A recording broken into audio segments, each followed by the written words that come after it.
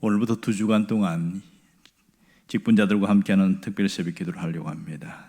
이번 4월 27일 목사 위임식과 장로 권사 임직식을 앞두고 이렇게 특별 새벽 기도를 합니다. 이렇게 하는 이유는 먼저 사탄의 공격을 막아내고 또한 직분자들에게 하나님께서 부어주시는 특별한 은혜를 받고자 하는 겁니다. 이번 특별 새벽 기도의 주제는 사도행전의 숨은 제자들입니다. 이 숨은 제자들의 이야기를 하나씩 풀어보려고 합니다.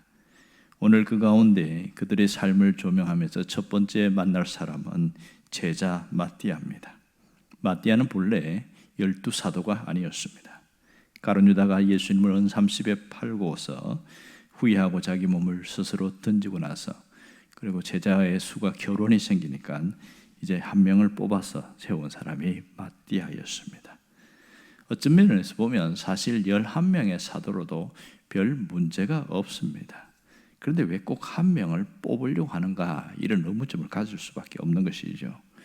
과연 사람들은 제비뽑기로 이 선출된 사람을 사도라고 그렇게 봐도 가능할까, 그런 생각들을 하게 되었습니다. 오늘 25절에 보면 봉사와 및 사도의 직무를 대신할 자를 뽑는다, 이렇게 표현하고 있습니다. 자, 여기서 11사도들 중에 가룟 유다를 대신할 자를 뽑겠다는데, 그럼 왜 한 명을 굳이 뽑느냐? 그것은 그들의 구성원과 같이 있습니다. 그들을 보면 12를 완성으로 봅니다. 그러니까 야곱의 12아들 이야기하듯이 12지파, 이렇게 그들은 완성으로 봤기 때문에 하나가 빠진 것은 불완전하다 해서 반드시 한 명을 채우려는 그런 의도가 있었던 것으로 보입니다. 여기 사도의 자격은 엄격하게 3가지 구분되어졌습니다. 오늘 보면 예수님과 함께 출입한 자가 첫 번째 조건이었습니다. 21절에 보면 주 예수께서 우리 가운데 출입하실 때 항상 우리와 함께 다니던 사람 중에 하나였습니다.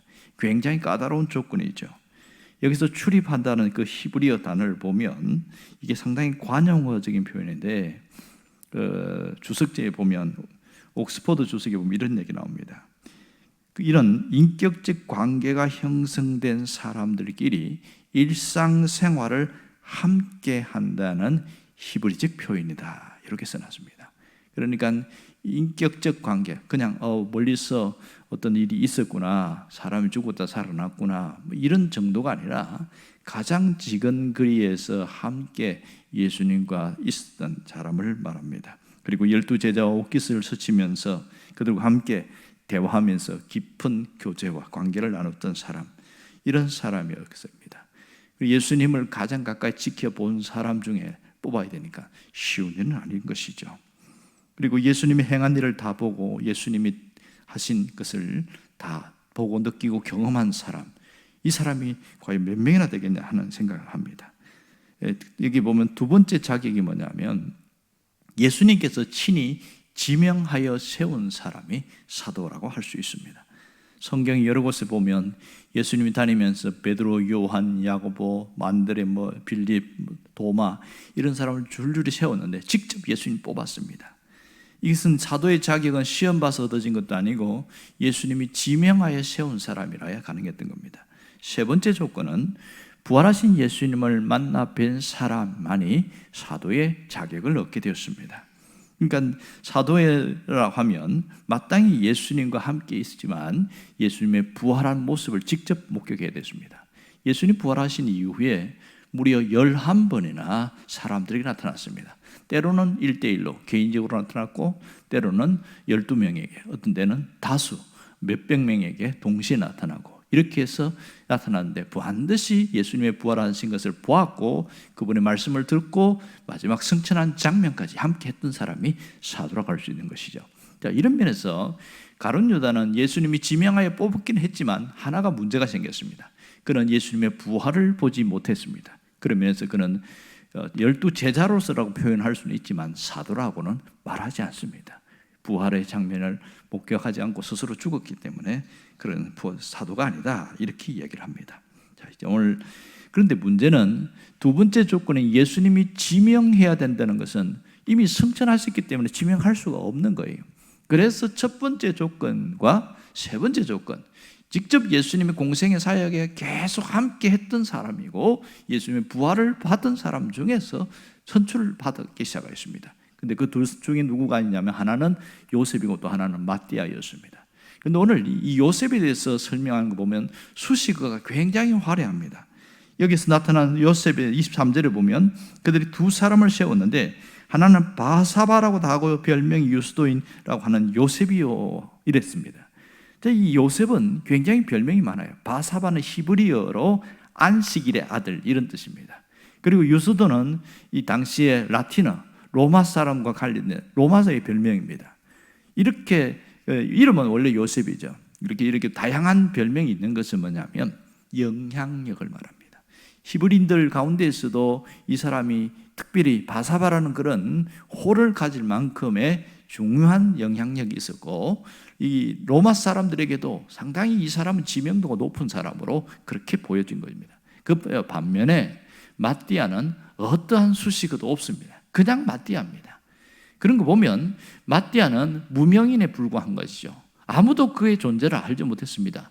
이런 사람이 있었어? 뭐 그 정도였던 거죠. 그런데 이 마띠아가 이 두 사람이 이제 뽑힌 거죠.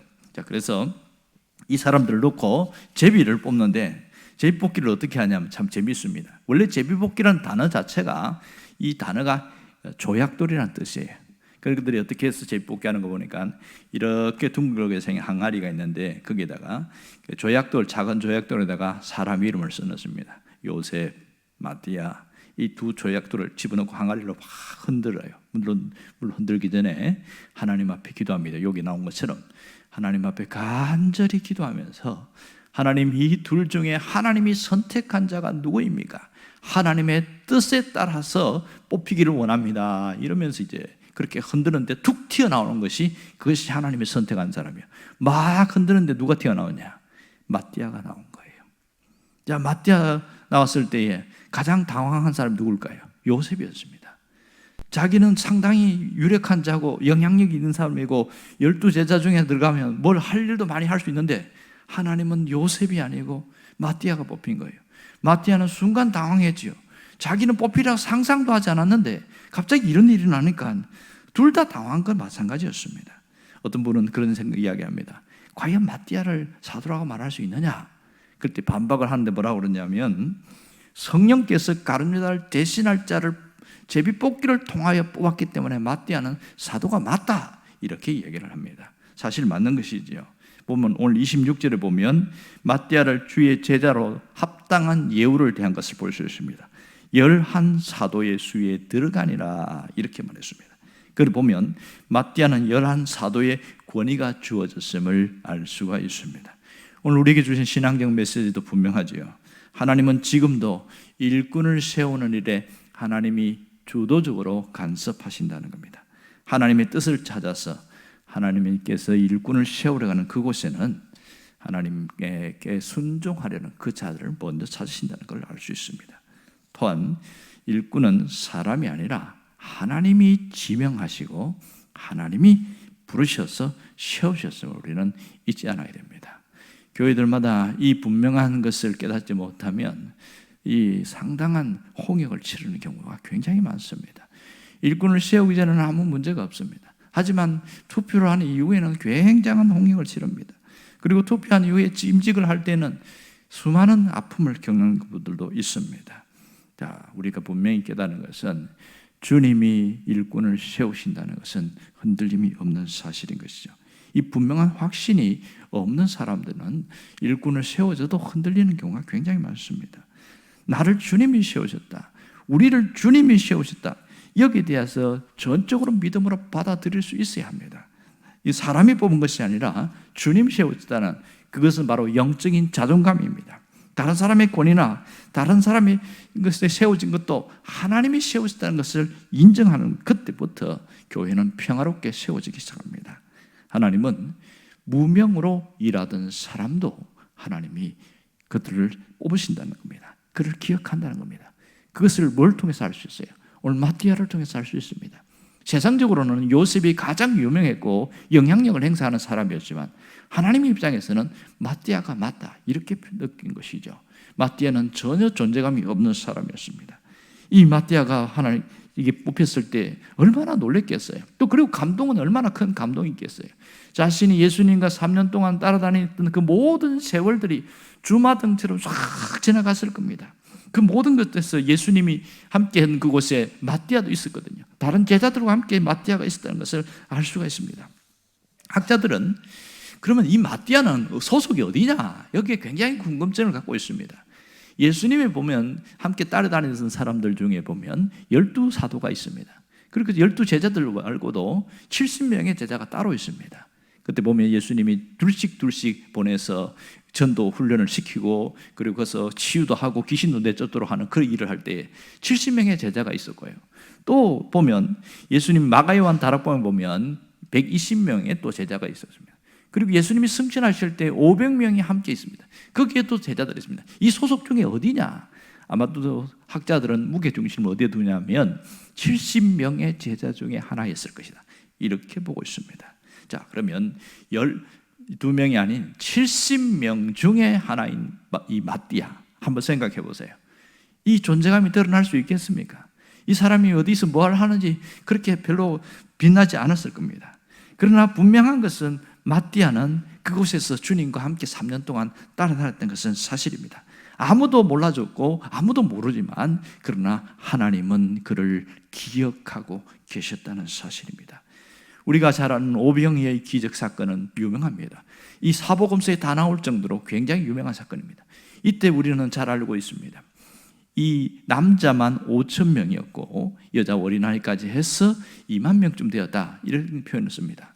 자, 그러면 예수님이 축사하실 때에 떡과 이 물고기를 갖고 나눠줬을 때 2만 명의 사람들을 50명씩 100명씩 앉혔는데 12명이 뛰어다녀서 과연 그걸 언제 나눠줄 수 있겠어요? 계산을 해보니까 1시간 내내 열심히 뛰어다녀도 2만 명 못 줍니다. 그럼 누가 움직였겠어요? 여기에 보이지 않는 70명의 제자들이 움직였다는 겁니다. 그 중에 누가 있어요? 마띠아가 있다는 거예요. 그러니까 마띠아가 막 따라다니면서 여기 고기 없는데요, 우리 지금 떡 못 받았습니다. 막 그러니까 예 알겠습니다, 잠시 기다리세요. 막 가서 뛰어가서 막 받아와가지고 움직이고, 틀림없이 마띠아는 그렇게 했지만 마테마가 누가 요한복음에는 어디에도 마띠아의 이름은 나오지 않았습니다. 그는 무명인이었기 때문에 그렇습니다. 그리고 한 번은 예수님이 제자들과 함께 마르다의 집에 간 적이 있습니다. 이 배가 너무 고프고 배가죽이 그냥 등에 붙을 만큼 그렇게 허기졌을 때에 마르다가 잔뜩 음식을 준비했을 그곳에도 마띠아가 함께 했다는 것을 알 수 있죠. 왜냐하면 제자들이 같이 갔으니까. 거기에 가는데 이 마띠아는 예수님의 12제자 무리에 들지 않기 때문에 예수님이 이 제자 12명을 데리고 방에 들어갈 때 마띠아는 못 들어갔습니다. 바깥에서 서성대면서 주님이 무슨 말씀하실까? 그 예수님이 방 안에서 했던 얘기를 또 밖에 나와서 똑같이 이야기하거든. 그게 귀를 기울여서 들었던 것은 분명한 사실입니다. 성경에 보면 놀라운 표현들이 있는데, 한 번은 예수님이 제자들을 데리고 배를 타고 가시는데 얼마나 피곤한지 고물에서 주무시는 거예요. 근데 이 바다에 풍랑이 일어가지고 난리가 났습니다. 제자들이 막 그렇게 열심히 해서 애를 쓰는데, 물을 퍼내고 하는데도 이게 막 감당이 안 되는 거예요. 근데 그런데도 예수님이 주무시고 계시니까 나중에는 역정을 내면서 예수님 언제까지 주무실 겁니까? 좀 일어나세요. 이런 표현이 나오는 거예요. 자, 이렇게 해서 예수님이 바람과 바다를 잔잔케 하는 사건이 나오는데, 마가복음 4장에 보면 자세히 보면 거기에 다른 배들도 있었다, 이런 얘기를 하고 있습니다. 마가복음 4장 36절에 보면 그들이 무리를 떠나 예수를 배에 계신 곳 그대로 모시고 가매 다른 배들도 함께 가더니 이랬습니다. 우리가 주목할 것은 다른 배들입니다. 사람들은 예수님과 함께 탄 배에만 모두 주목하고 그것만 생각하는데 그 풍랑의 현장에 다른 배들도 있었다는 사실을 알 수 있습니다. 적어도 다른 배들이라면 한 척이 아니라는 것이죠. 2척 이상의 배가 있습니다. 그럼 그게 누가 타고 있었을까요? 마띠아가 타고 있었습니다. 예수님과 함께한 이곳은 죽겠다고 하지만 어떤 면에서 보면 엄청난 풍랑 속에서 똑같은 고통을 겪고 있던 그 현장에서 제자들이 탄 배는 호사스러울 수밖에 없죠. 예수님이 계시니까. 그런데 다른 배들에는 예수님이 안 계셨잖아요.